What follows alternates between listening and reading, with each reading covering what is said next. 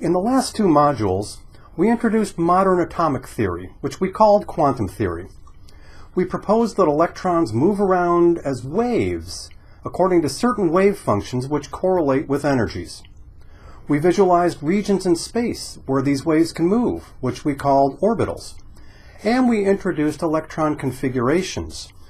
It's a bookkeeping method to see which of these orbitals are used, and saw how these electron configurations correlate with location of the element on a periodic table.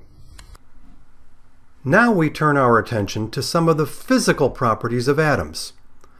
We continue to build on our 4 pillars of chemistry, now focusing on how we can compare many of the properties of atoms based on the location of an element on the periodic table.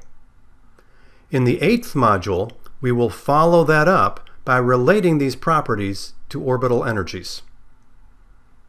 In the last module, we paid attention to the valence electron configuration. Why was that? Well, that's where the action is in an atom. The valence electrons are the ones that are shared or transferred in a chemical reaction, so they dictate the chemical properties of the atoms. They are also the farthest electrons from the nucleus, so they dictate the physical properties as well, such as the size of an atom or the energy required to remove or add an electron to an atom.